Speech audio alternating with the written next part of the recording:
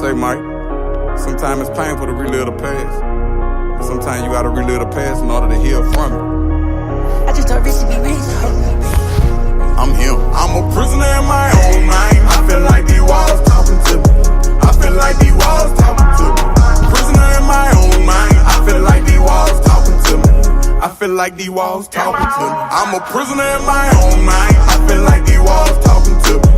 I feel like these walls talking to me. I'm a prisoner in my own mind. I feel like these walls talking to me. I feel like these walls talking to me. I was young when my mama had me. Think I ran away from home about the age of 15. Juvenile detention. Talked about behind my back by my family members. Hurtful feeling being the black sheep every family visit. I'll admit it, being young, I made some bad decisions. Heart too big, I guess my loyalty got used against me. Learn to focus on myself, now I got tunnel vision. Kicked in my ass when I was down and went through hell to get back home. I've been on lockdown and I've been upstate. Lived in a few homes, holding the block down, moving this way. Never spoke on this, they say that I murdered my best friend. It was just business, it wasn't personal, you know how the world is. I'm a prisoner in my own mind. I feel like these walls talking to me.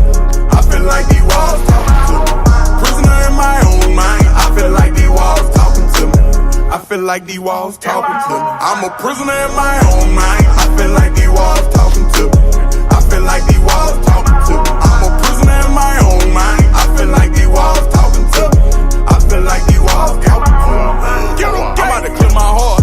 Stand on the business and ain't never fold. I got some uncles who kill us. Back to someone who ain't play by the code. My favorite rapper, my cousin. I looked up to him ever since we was kids. Hope that he know that I love him. Guess all good things must come to an end. I know some industry niggas, and they never live the way I live. Saying I'm antisocial, I can't make you feel the way I feel. Head up high, I got great ideas. I got blackball and they scared of me. I die for you if I care for you. I'ma ride for you, never change up love. I'm a great friend. I'm just not friendly. I'ma die for you if I care for you. I'ma ride for you, never change up love. I'll admit it, being young, I made some bad decisions. Heart too big, that's when my loyalty got used in my own mind. I feel like these walls talking to me. I feel like these walls talking to me. Prisoner in my own mind. I feel like these walls talking to me. I feel like these walls talking to me. I'm a prisoner in my own mind. I feel like these walls talking to me. I feel like these walls talking to me. I'm a prisoner in my own mind. I feel like these walls talking to me. I feel like these walls talking to me.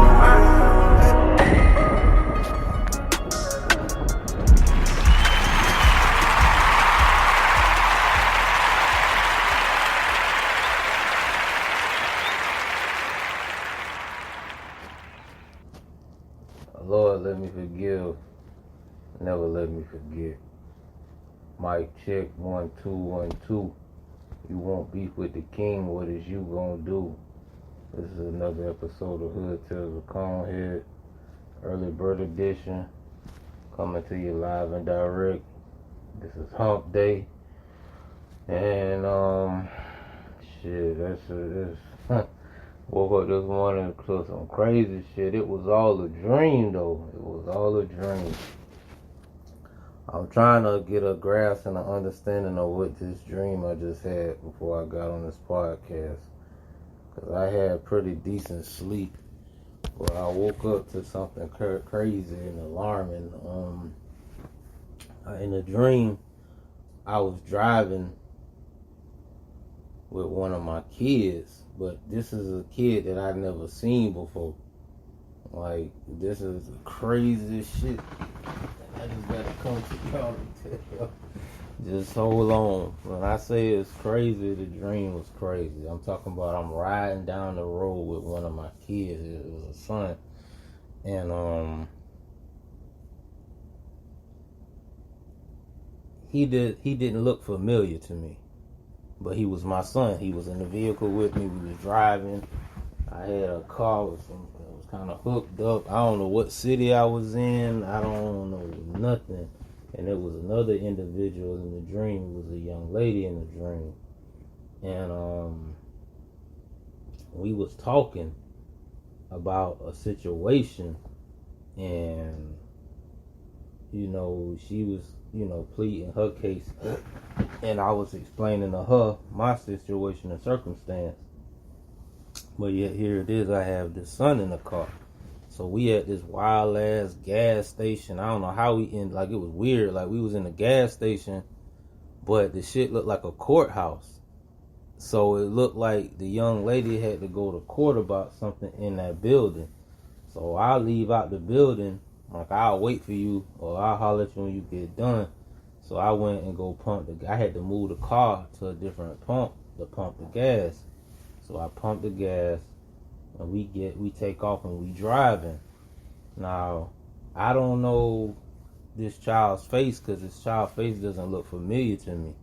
But, you know, he had a little wicks in his head or whatever. So we just talking. So we make a turn, and I don't know, it was like, I don't know, somebody was chasing us or something in the car, but I ended up making a turn.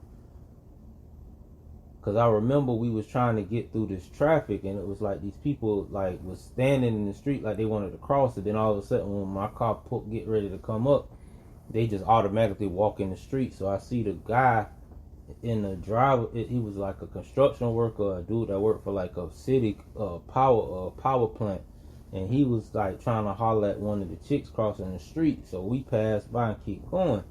So somehow we like, hurry, y'all hurry up and move, because we trying to get away from whoever chasing us. So the next thing I know, shit, I'm like, I bust this left and I pull into this yard. Well, I pull into this, what I thought was like a store or just like a driveway. And when I open the door and walk inside, it's these white people. And I'm like, how the fuck we walk in these white people's house?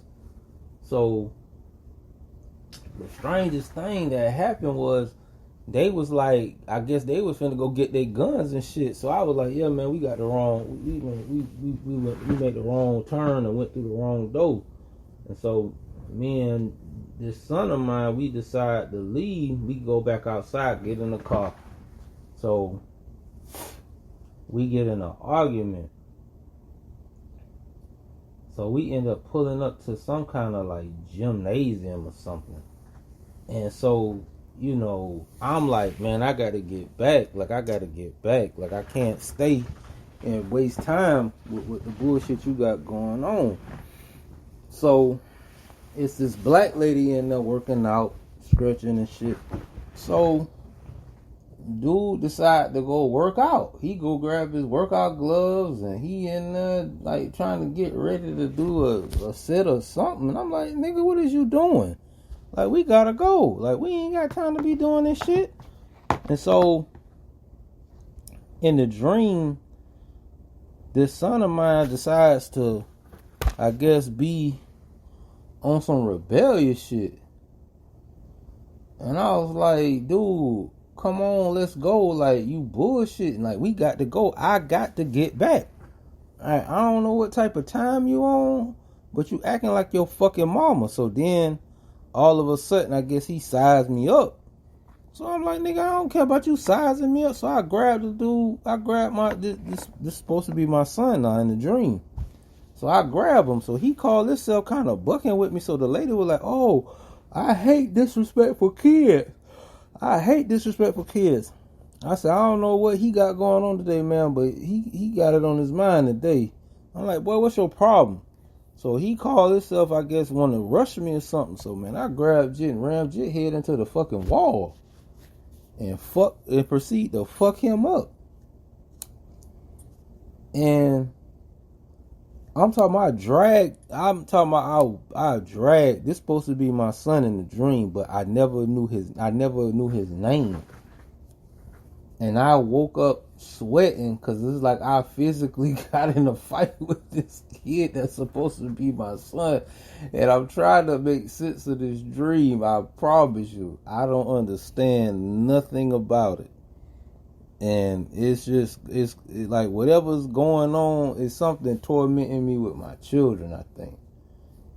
If I can be honest, I really don't know what and why. Cause like I said, I woke up and I had pretty decent sleep. But I don't know I think a lot been on my mind. And I think my kids is the number one target right now. But for some reason, like, I've been talking to my younger kids. I haven't spoken with my older kids. But this child was like all of a sudden like a new kid that I had. And I really don't understand the meaning of this dream. And I don't know if I gotta fuck up one of my children or I don't know what the deal is. But it was just strange because we was, I didn't even recognize the city we was in or this town we was in. I'm still trying to figure out why we walked into these white people's house, like some redneck white people. And I was calm enough to keep the situation from escalating. I'm like, man, we walked through the wrong door. And we walked back outside and got in the car. But it seemed like something was chasing us. I don't know if it was the police. I don't know what the fuck. I just know I'm telling Jit, we got to get back. We got to get back. Like, man, we got to go. We can't stay. Like, I can't waste time around here. I got to get back to take care of something. And he just was procrastinating and bullshit. And I'm like, man, come on, man, let's go. Like, and I don't know if God trying to tell me, like, don't procrastinate, don't bullshit. I don't know. But that was that was a dream of dreams. Like I said, I don't even, that boy didn't even, I didn't even recognize that boy. But it was my son. And it was just amazing, like, damn. I had to fuck my child up for the disrespect. And it wasn't Money Man, it wasn't this Karma, it wasn't Draquez, aka Draco, and it wasn't Cece, my oldest daughter. But it was crazy how, I fucked my kid up. Like, I took my kid head and rammed that shit into the wall, and then I picked Jit up and I slammed Jit. And then I proceeded to beat Jit ass. And I'm like, nigga, like, you out here acting like your fucking mama, nigga. Like, the fuck you playing with? Like, I really lost it on Jit. And so, like I say, it was a dream, but the dream got to have some type of meaning. And it's gonna perplex me all day today to figure out what does this dream mean? Like, God, what are you trying to tell me? I woke up in a sweat. Like, I woke up sweating. Like, cause I physically, and I'm talking about the AC on right now as we speak. And I was physically sweating. Like, I told him I had to change my shirt cause I was that wet. And like I say, I don't understand the meaning or the purpose of the dream. But God will reveal it to me. He'll help me get a grip and a grasp on the obvious or whatever. So, like I say, man, the mind is a terrible thing to waste, boy. I tell you that. But I had a pretty decent sleep, but I'm just not understanding that whole, synopsis of the situation. Cause nothing seemed familiar. Not my kid, not the chick I talked to. I grew up with her, but we was just having a conversation. But for man, that thing was crazy. And I'm talking about the gas station turning into a court. It was like a judge was in that bitch in a gas station. And this person was in there going in front of the judge. And I was just sitting in the building. And I was like, man, let me go get my ass up out of here. And then after that, shit, everything transpired. So like I say, I don't know what the meaning of that dream. I don't get it. I don't understand, I wish it was a way I could be live with this podcast so y'all could call in and give me y'all, view on things. But Lord's will, it'll be happening sooner than later. But thank y'all for listening. It's all a dream. It's all I can tell you. But check out my YouTube channel, Hood Tales of ConeHead. Like and subscribe, and you'll get the latest and greatest episodes and updates. And Spreaker.com, the Spreaker app. Type in Hood Tales of ConeHead and you'll get the episodes as well. I'm out.